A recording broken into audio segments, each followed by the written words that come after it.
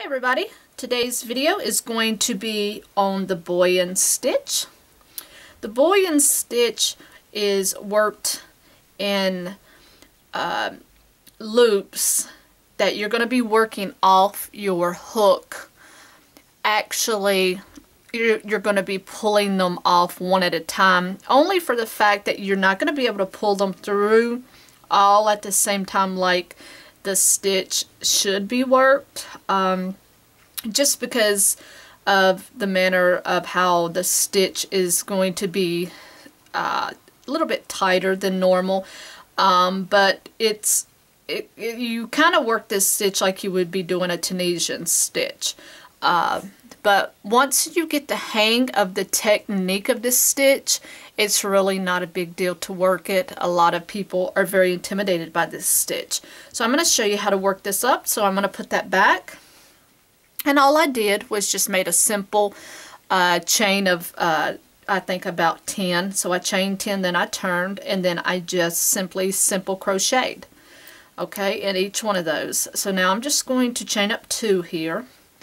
And now what we're going to do is I'm going to come down just a little bit, and I'm going to go into this next stitch. Now a bullion stitch, in order to start that off, you're going to wrap your hook anywhere. The average wrap is anywhere between 7 and 10 wraps. So I'm just going to wrap 7 times, because if I show you 10, it's going to be no different than what I'm going to show you if I wrap 7. So you're going to take your hook and you're going to wrap 7 times. So 1, 2, 3, 4, 5, 6, and 7. And do not wrap these tightly. Okay, just trust me, you don't want to wrap too tightly. So 1, 2, 3, 4, 5, 6. I think I lost one. 7. So you want to go into that next stitch. You'll pull up that loop and leave yourself some room. And this is the only time you're going to yarn over. So now you're just going to start pulling through all of these loops on your hook. And if you can tell, only the first 2 loops here are loose. The rest of them, if you look around your hook, just by nature of the stitch, no matter how loose you do these stitches, they're still going to be somewhat tied up against that hook. And that's why I say, just by nature of this stitch, you can only control so much of the tension here, so you're only going to be able to work. I have only gotten the first 2 off together, and then I end up having to work 1 off at a time.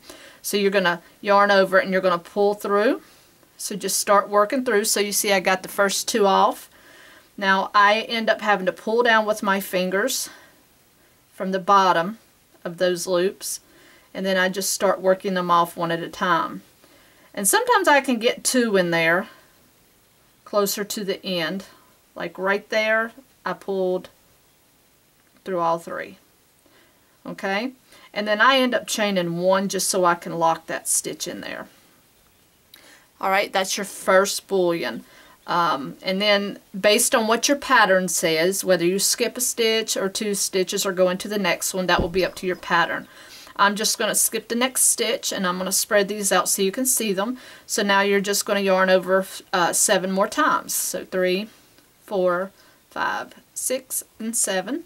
Now you're going to go into that next designated stitch and do the same thing. So yarn over, pull up, and start working these loops off. Like I said, I can go through the first 2 very easily. Then I have to start pulling them down.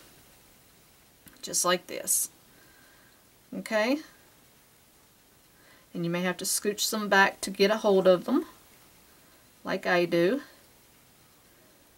Then I can usually get through the last 2 without a problem. And then you'll follow your pattern, whatever it says to do. So yarn over 7 times. 3, 4, 5, 6, 7. Go into the next stitch. Yarn over and pull up. Now you will yarn over and pull through and just keep working those loops off that hook. Okay, now if you find a technique that works and you can get them off easier in bunches, by all means, you go for that. but I've tried it several times and I just can't seem to get them off. But it's not just me, it's pretty much the way that this stitch has to be worked. So again, if you're working 7, 8, 9, 10 loops, it's going to be worked the same way. You're just going to keep working them off until you're down to 1. So 1, 2, 3, 4, 5, 6, and 7. Go into this next stitch here, grab your yarn, pull up, yarn over, pull through 2, or that's the way I do it, and then I'm just going to work them off. Because I'm not a tight crocheter, so my stitches are not tight here, but just due to the nature of this stitch, they just work out that way. Okay? So we'll do this last one, so 7 times, 3, 4, 5, 6, and 7. So I'm going to go into that last one, and just start working those off.